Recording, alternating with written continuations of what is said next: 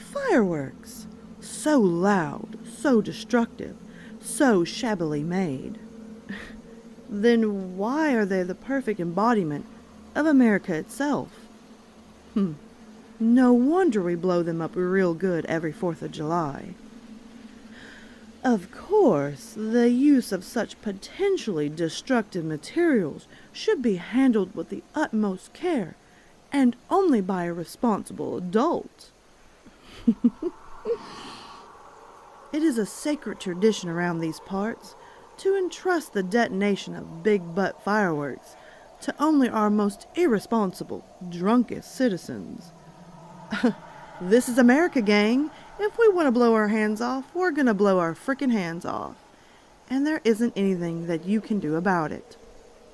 The smell of burning flesh is the smell of true freedom.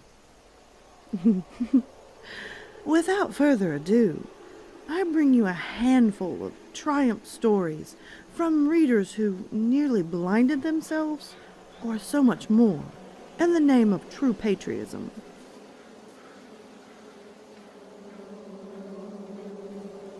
Number 1. The aim was a little off.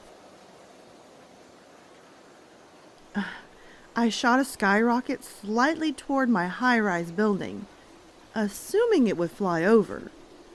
Instead, it flew straight to a window and got stuck in a window screen. Everyone freaked out as it hit the 16th story. After the smoke cleared, I noticed I shot my own bedroom window, and I could see my mom looking out from the living room window, super pissed at me.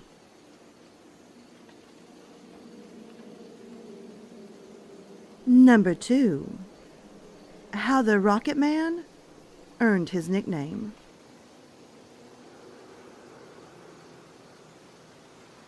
Okay, I put 3 bottle rockets in my shirt pocket, fuse and stick pointed up, to free up my hand to light another rocket.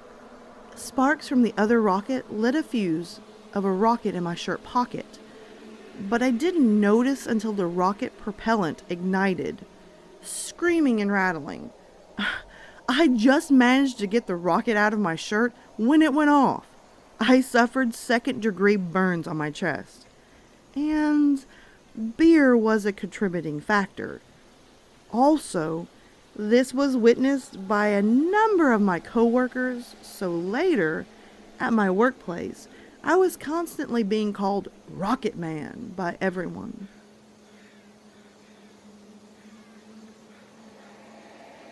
Number 3. Poppets can be dangerous too. When I was about 10, I had this great idea to carefully unwind hundreds of poppets and consolidate the gunpowder inside them into one giant table napkin poppet. After a couple of hours and no supervision, I had a tennis ball sized poppet ready to throw at the ground outside. It seemed like a great idea. On my way out the door, I somehow managed to drop this thing right into the dining room carpet, which obviously caught on fire. I managed to put it out with bowls of water and mop up the rest with towels. But the damage to the carpet was done, and I had to come clean with my parents about it after coming up empty for a believable way it happened, without being a guilty party in the whole thing. So yeah, I got grounded for it. I guess I should be lucky it wasn't worse.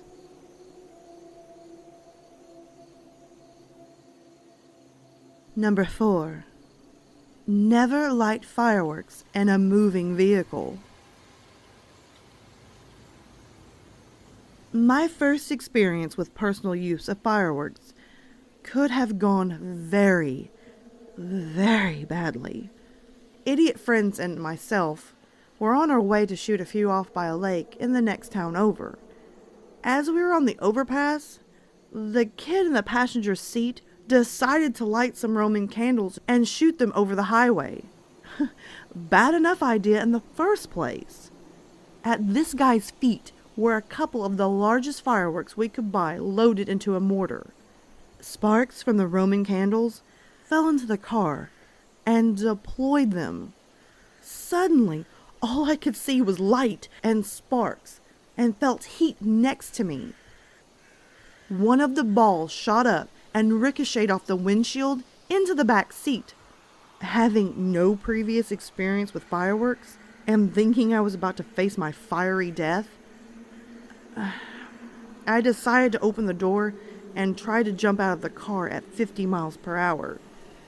Luckily, after putting my shoe down and having a bit of the bottom shaved off by the road, I rethought this and just hung halfway out of the vehicle until the explosion subsided. Surprisingly, aside from the light singeing, no one was hurt. The interior of the car, however, wasn't in great shape.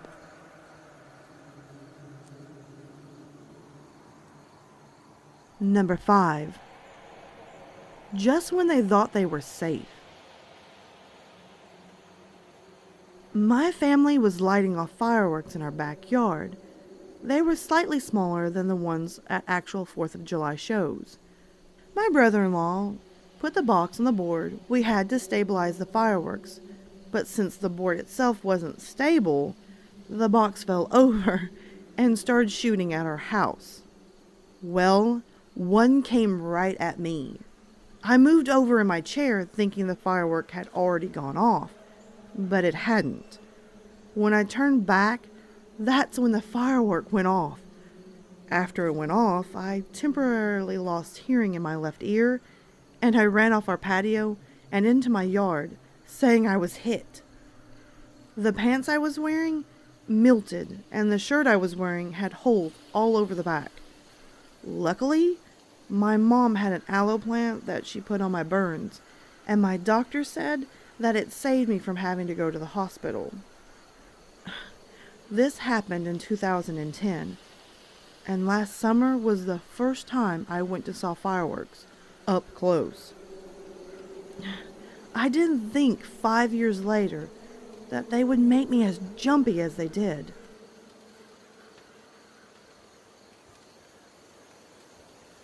Number 6. Morgan the dog loves fireworks to death. I had a yellow retriever like Mutt that loved fireworks. I mean, he would absolutely lose his mind, but not in a scared way. So, a few days after the usual 4th, I had a few mortars left and a few friends over. We set a few off, and I thought Morgan, the dog, should be out here. He loves fireworks. So Poochie comes out. I lit the fuse and retreated to the deck. The next instant, the dog has knocked the tube over and was hunched down in front, butt up in the air, tail wagging, looking directly into the tube. Okay, time for action. I ran out. Tackle football blocked him away from the tube. Meanwhile, there are explosions everywhere around us and beside us. The smoke cleared, and we were singed up pretty good, but we were okay. Then I heard the slow clapping from the other side of the fence. It was my neighbor, who then went, "Oh, that was a nice one." Screw you, neighbor.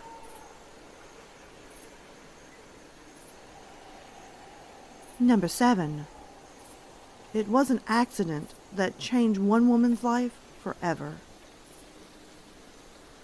We had some hill rod neighbors who had made the trip from Chicago burbs to Indiana for some big fireworks, the mortars and whatnot that aren't for sale in Illinois. After countless hours of big-time fireworks, the neighbors and their front yard crowd of about 15 moved on to the next display. Straight black powder packed into a thick metal pipe with a short fuse. The result was a deafening explosion with little to no visual appeal. But by this point, all they wanted was the type of noise that you could feel in your chest and make your ears ring. Anyways, this went on for a while without incident, but the continual blast must have taken a toll on the pipe. They pack it up again and light it off.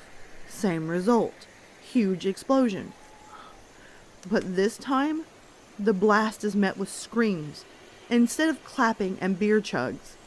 The top portion of the pipe had blown clean off with the blast and hit a girl bystander square in the jaw from the side and took her lower mandible clear off. The scene described to me year after year was straight out of a horror story. The girl screaming until she passed out from shock. Teeth everywhere. Suffice to say, I am the nervous one around fireworks because of hearing this story once a year.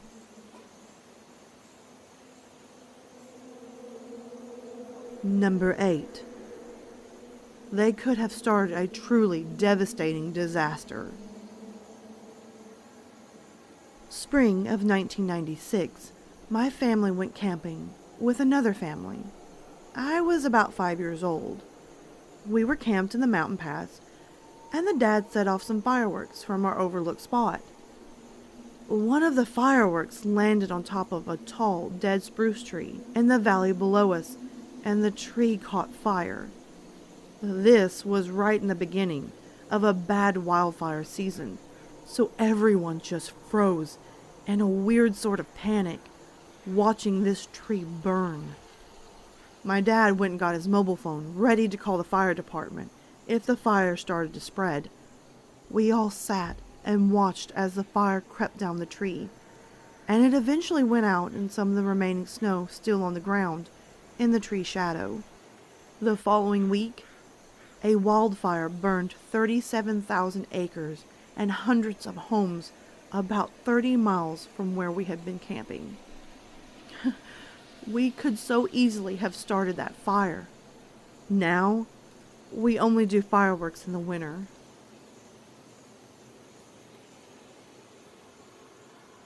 Number 9. How sparklers led to two friends taking a break from each other. We knew a girl whose parents owned a storage lot, and she had a double wide on the lot property. She decided to have a 4th of July bash, and there were about 30 people partying. When you're 22 and living in New Mexico, that is as good as it gets. My buddy happened to have some drugs, and we decided to have some pills to keep the drunk in check. Come fireworks time, my friend decided he wanted to light a sparkler bomb. This consisted of getting as many sparklers and wrap them tightly with electrical tape, with one sparkler pushed out to sort of act as a fuse. So everyone watches in anticipation as my friend lights the fuse. It went out. So instead of calling it quits and counting his blessings, he relit the fuse, and click, click, light, boom. A huge explosion with my buddy no more than 2 feet away. He immediately shouted, "I need water! Water for my eyes!" At this point, someone actually had a gallon of water on hand. I grabbed it and immediately poured it down his throat. "In my eyes!" my injured friend shouted, but I kept my focus and I kept pouring it down his drowning esophagus. I eventually worked my way to his eyes, and the ambulance was called. They took him to the hospital, and I informed his mother, who is a nurse, and we continued the party, a bit shaken. After some reflecting on our friend's misfortune, while gazing upon the fire, I decided it would be a good idea to lighten the mood by walking over the hot coals. Now, when you walk on coals, they should be ashed over. These were not, as my feet melted into the death fire, I realized that the drugs, booze, fireworks, and actual fire and the need to be noticed don't mix. Long story short, I was awake for 2 days straight with gigantic, throbbing blisters on my feet. My friend, who was also my roommate, walked through the door with gauze over his eyes and told me the horrific story of seeing the tweezers enter his eyes to get the shrapnel out. He then grabbed a duffel bag full of clothes and told me, "We can't party for a while, you're too crazy," and peaced out for a few weeks.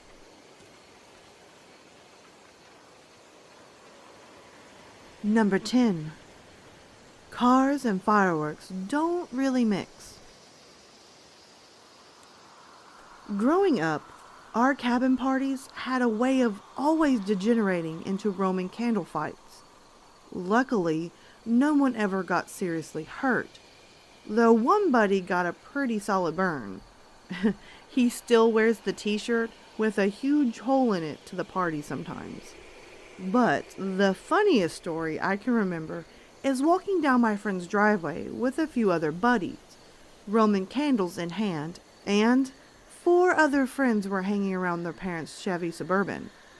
So naturally, we fired up the candles and started shooting them. To avoid the onslaught, they hopped in the burb. Eventually, our candles burned out. Realizing this, my one buddy, who was sitting in the driver's seat, whipped out a Roman candle, put an evil grin on his face as he was looking at us through the side window, and then lit the candle, thinking he was just going to hop out and blast us. We weren't idiots, of course, so the 4 of us all pushed up against the doors of the burb so that my buddy in the driver's seat, holding a lit Roman candle, couldn't hop out, or any other of the 3 guys in the truck. And of course, there's no keys to fire it up and roll down the windows. So, as you can imagine, the evil grin quickly turned into a look of abject horror as he realized that he was now trapped in an enclosed space, and more specifically, his parents' brand new SUV with a lit Roman candle. The inevitable happened, and the candle started going off in the truck. Muffled screams bounced by the sheer cacophony of laughter from the 4 guys holding the door shut. Eventually, after a few shots, my friend managed to make it to the unguarded back door of the truck and managed to toss out the still lit Roman candle. Probably one of the hardest laughs I have ever had.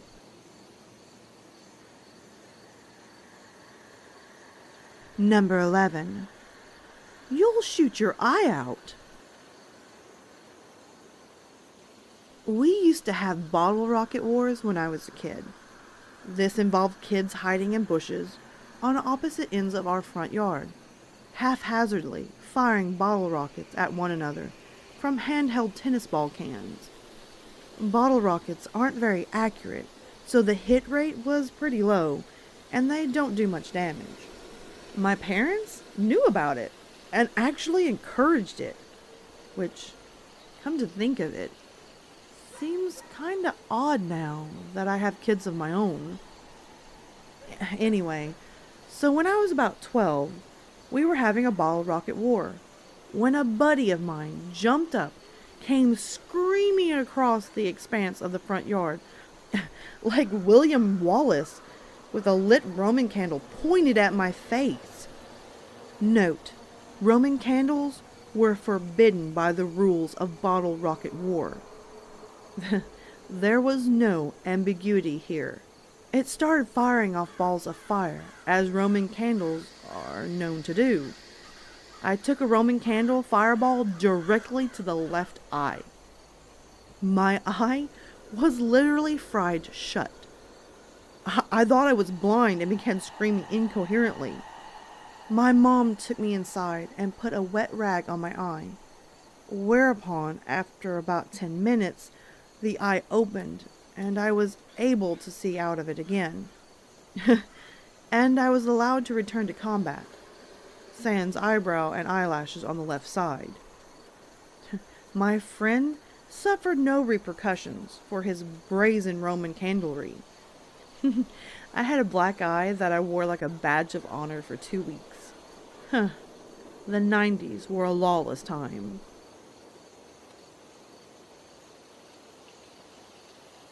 Number 12. It got so bad, they had to evacuate the premises. I bought a bunch of mortars, and I put them into the nylon gym bag I had. It was blue and black with a strap. I intended to take the bag of mortars to my brother's the next day for 4th of July. So, my significant other and I were on the patio making sure the mortars work. Being the range of safety expert that I am, I placed the full bag of mortars directly beside the tube. I hope I didn't leave out that there was a lot of alcohol involved. Second mortar went upside down, and the next thing I knew, I was trying to evacuate my significant other through the multicolored fireworks display we had unleashed. All I could find of the nylon bag was about a 1-inch piece fused to some of our patio furniture. When we went to the doctor for burns the next day, my significant other had such a large blister on her ankle, 3 inches in diameter, maybe an inch high, that other nurses and staff were coming in to look. You don't want to be in an emergency room-like situation with the seasoned doctors saying one to another, "Oh, you got to see this."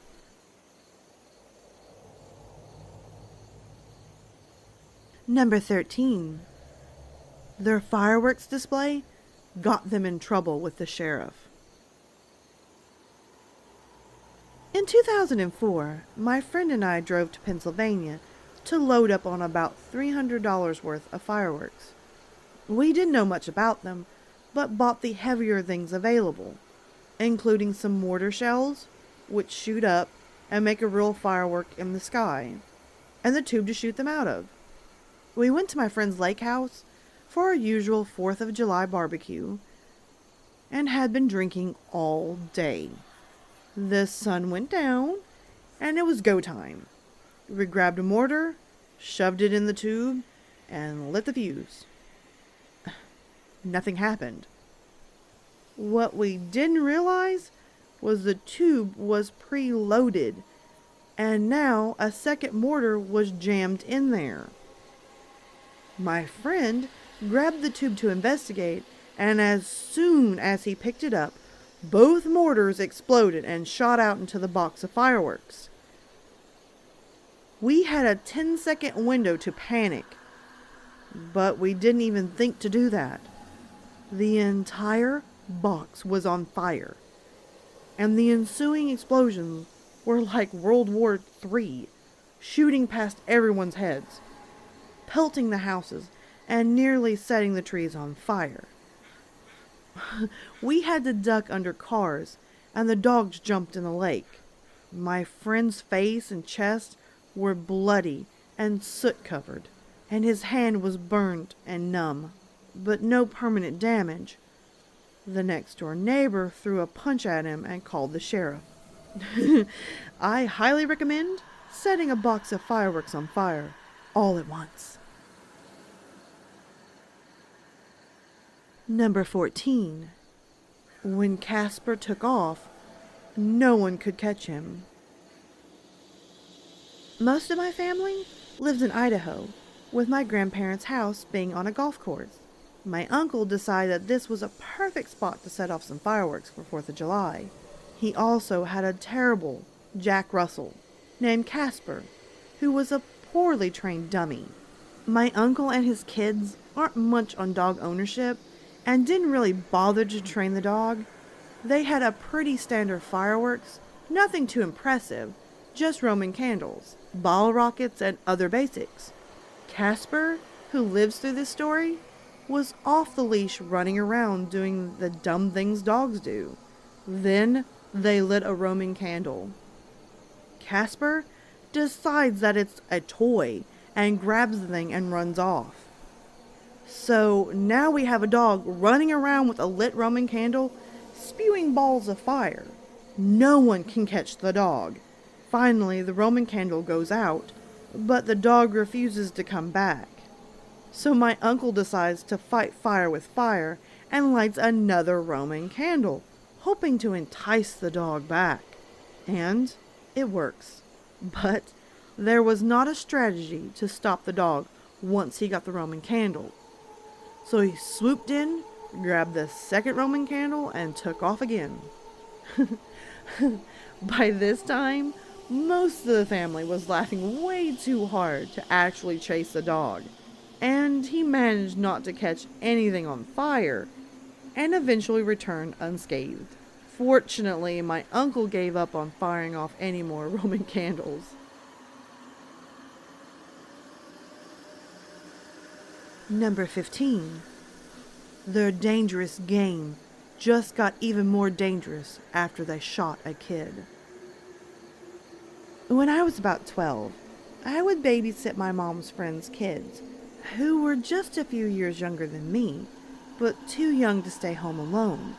The oldest kid was about 10 and had a great collection of fireworks that he would get when he visited his grandparents in parts of the state where firework sales were less restricted. Being the great babysitter I was, we went out at dusk to shoot off bottle rockets in the backyard. The kid from next door saw and came over to join in on some of the action. On the neighbor kid's turn, he lit a bottle rocket fuse just as his pudgy younger brother came walking around the corner with a, "Hey guys, what you doing?" The bottle rocket wielding neighbor turned to face his brother, and the bottle rocket took off, traveled the 30 yards or so to his brother, and went straight to the pudgy kid's groin. There was a brief moment where the rocket bounced up against the kid's groin like a fly bouncing against a clear glass window. There was panic in his eyes, like when Wile E. Coyote knew he was screwed. He knew his fate. The ball rocket exploded, and the pudgy kid just stood there for a few seconds in shock before screaming like a little girl and went running inside. We chased after him because we had to make sure he wouldn't tell his parents on us. This was the early 90s. Shorts were still pretty short, so outside of some black powder marks on his thighs, he was relatively unscathed. The next time we launched bottle rockets, we made a game of it, where the pudgy kid would stand on the other side of the yard and we would shoot the bottle rockets at him. Sadly, we were never able to recreate that moment again.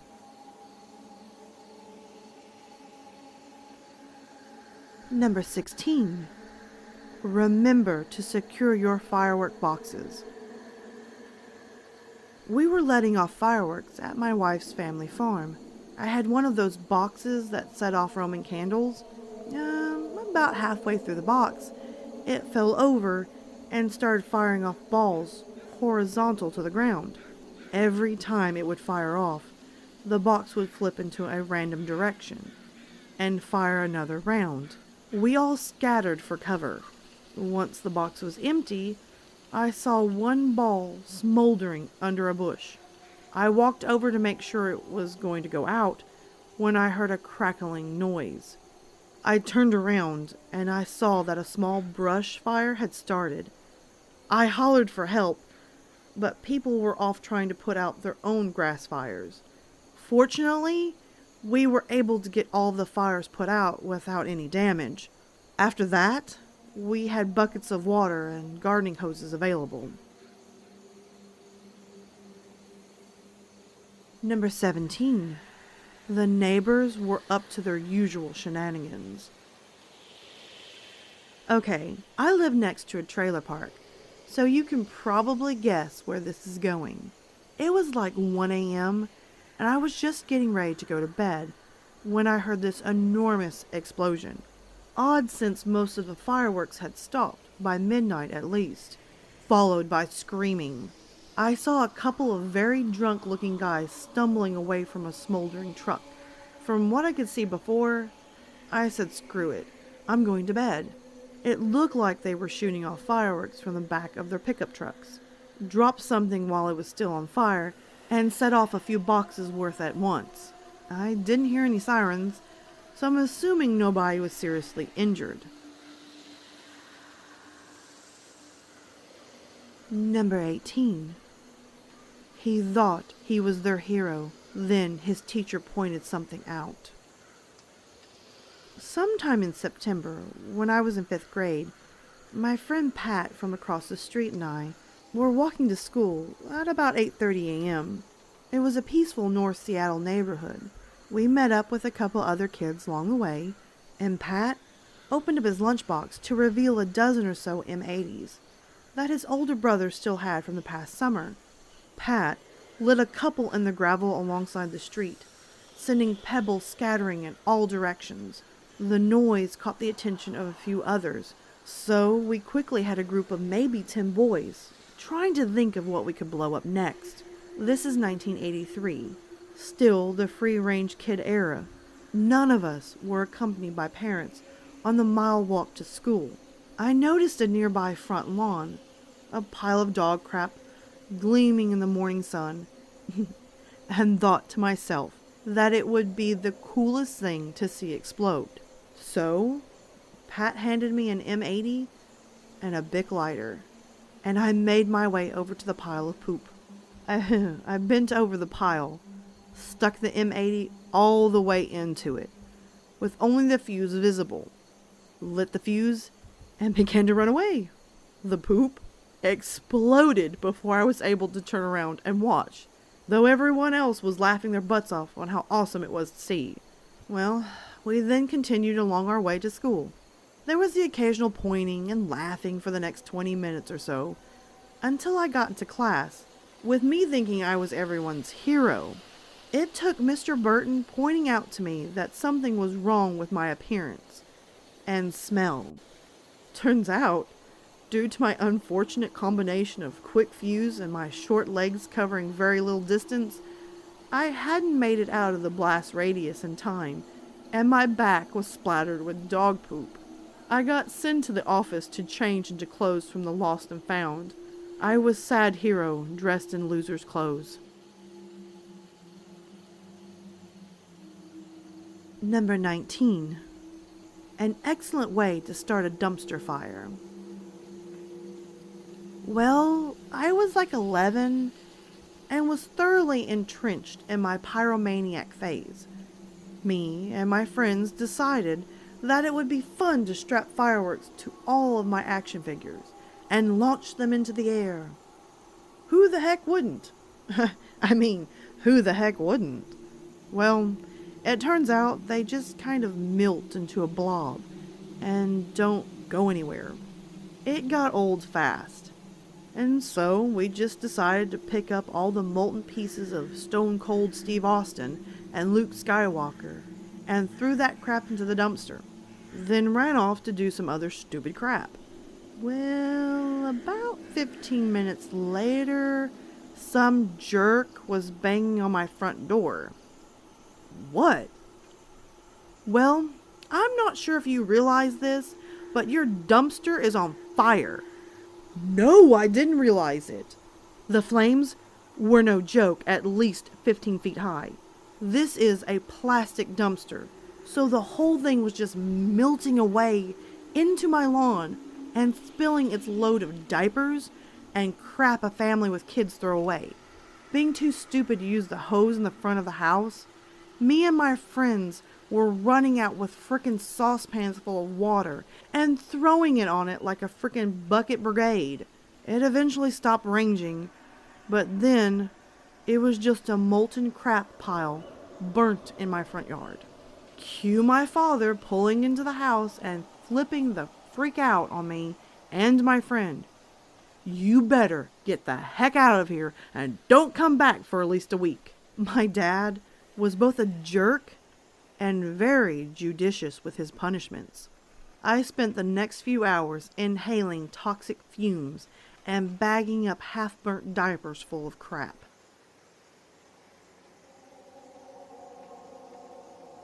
Number 20. M80 and Driving. I would say I was about 20 or so when this happened to me. I was riding with a lady friend and decided it would be a great idea to throw an M80 out the window while I was driving. As I went to throw it out, a car came around the corner, so I jerked it back inside. I lost the tip of my finger, and the girl's hair ended up on fire, and we both ended up temporarily deaf. No, I am not very good with the ladies.